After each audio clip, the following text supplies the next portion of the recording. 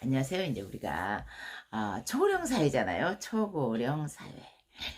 정말 노인 인구가 젊은 노동력 인구를 능가하고 심각한 문제를 일으키는 초고령 사회인데, 제가 요양원에서 몇 달 근무하다 보니까 누워 계신 어르신들이 다 90살, 100살, 우리 어머니도 88살이신데 이제는 100세 시대가 아니라 그보다 훨씬 많은 나이를 사는 시대 같아요. 평균 나이야 100세일 수 88세 뭐 이 정도 될 수 있겠지만, 실제로 장수하시는 어르신들은 100세를 넘는 경우가 상당히 많더라고요. 노인 문제가 심각하죠. 심각해요. 그런데 이 어르신들을 가정에서 돌본다 쉬운 일은 아니잖아요. 제가로 해서 하루에 3시간, 4시간. 물론 방문 요양사님들이 굉장히 고생을 하시지만, 요양사님이 안 계실 때는 어떻게 되는 것이죠? 그 어르신들은 혼자 계셔야 되나요? 독거 어르신들은 혼자 계시겠죠. 근데 가족이 있는 경우도 혼자 계시게 되잖아요. 넘어지면, 혼자 계시다 넘어지면 굉장히 위험한 일이잖아요. 그러니까 이제 가족들은 걱정이 오히려 되니까 돈은 벌어야 되지. 누군가 곁에서 오롯이 붙어서 케어할 수는 없지. 이제 요양원에 맡기게 되죠. 어르신들이 요양원에 오시게 되면 처음 며칠 동안은 엄청 요양원에 맡긴 자식들을 욕을 하세요. 누구누구 나쁜 년 나를 병원에 가자고 해놓고 여기 데리고 왔어 라고 욕을 하세요. 우리 작은 딸년이 지 어머니랑 같이 날 여기 잠깐 가자고, 좋은 병원이다라고 해서 왔는데 와보니까 요양원이었어. 내 오토바이도 이 앞에 세워놨는데 오토바이 누가 훔쳐가지 않았나 몰라. 오토바이 걱정하시는 분도 있고, 또 어떤 분은 나를 좋은 병원 소개한다고 대부분 이제 좋은 병원 가자 해가지고 모시고 요양원으로 가나 봐요. 해서 왔는데 요양원이더라고. 그러면서 이제 내가 집에 있는 것보다는 하기는 나아. 집에 있을 때는 딸년이 나를 밀어서 허리도 뼈가 부러졌고 그래서 허리도 아프고, 내가 이제 때 구타도 당해서 딸년한테 뭐 말 안 듣는다, 지 맘대로 안 되고 화날 때 나를 때리더라고. 그래서 이런저런 데 멍도 들고 그랬는데, 그년하고 분리돼서 좋기는 좋아. 그런데 지가 말은 하고 데리고 왔어야지 라고 하는 경우도 있어요.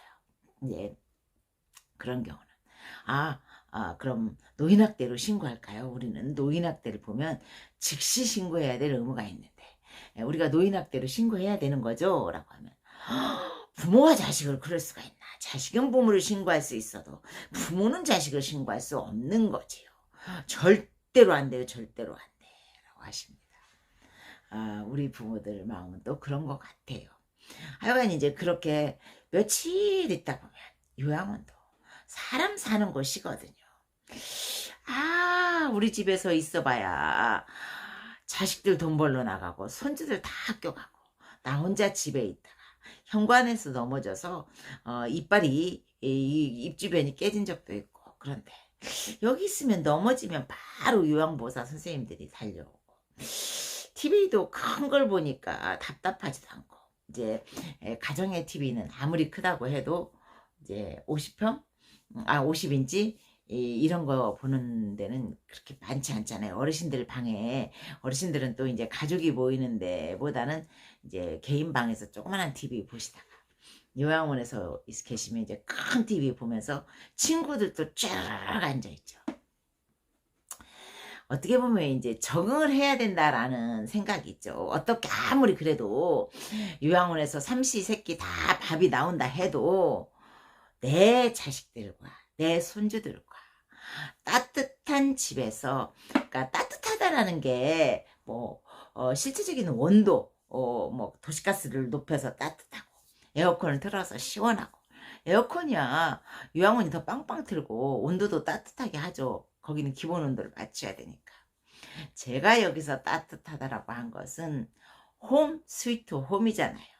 하우스가 아니라 요양원은 빌딩 속에 있는 그 집단의 나잖아요. 그런데 이제 가족이라는 것은 홈 스위트 홈에서 그 가족의 온기를 느끼는 것이니까 그것하고는 비교할 수가 없겠죠.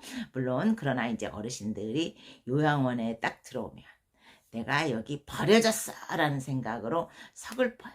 그리고 또 부끄럽다고도 느끼니까 마구마구 있는 욕 없는 욕, 있는 사실 없는 사실 막 보태기도 해서 자식들 흉을 보시지만 또 그 반면에 내가 여기에 적응해야 된다. 적응하지 못하면 나는 힘들어져. 그러니까 빨리 적응해야 돼.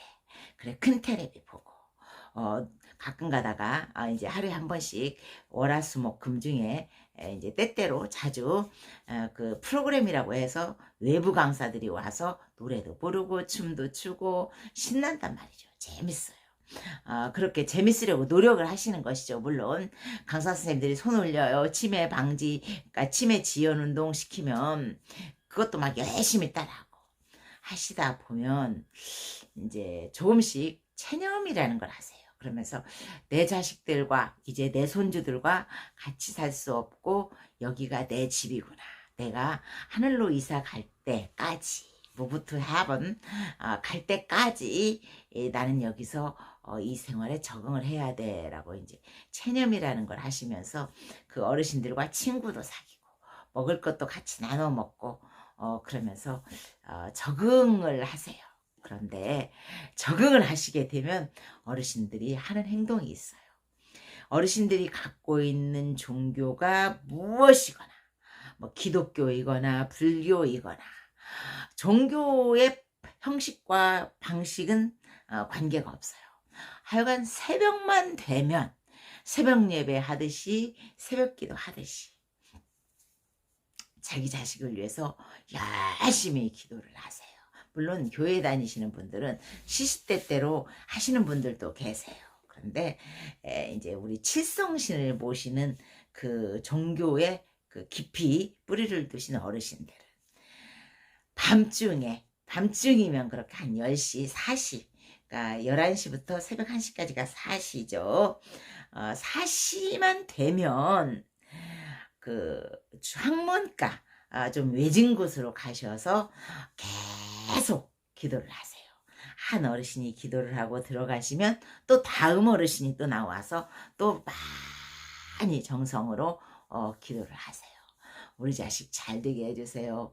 우리 손주가 이번에 뭐 무슨 시험을 보는데 합격하게 해주세요. 대학에 입학에 꼭 합격하게 해주세요. 뭐 취직시험도 되게 해주세요. 그런 잡다한 기도부터 해서 우리 아들이 잘 살게 해주세요. 아파트 사게 해주세요. 그런 기도까지 날마다 기도를 하시고 어쩌다 이제 몸이 엄청 아프면 그날은 기도를 못 하실 거 아니에요. 그러면 그 다음날 내가 어제는 몸이 너무 아파서 기도를 못했어요 선생님. 너무 마음이 답답하고 너무 속이 상해요. 그러면 제가 오늘은 하실 수 있을 거예요. 오늘은 어제 기도까지 다 하시면 돼요. 그러면 부처님이 칠성님이 어제 것까지 오늘 갚는 걸로 치고 다 들어주시니까 걱정하지 마세요. 그러면 진짜 그럴까요? 라고 하시죠. 여러분 부모의 사랑만큼은 요양원에서도 똑같이 존재를 하더라라는 이야기를 오늘 하고 싶었어요.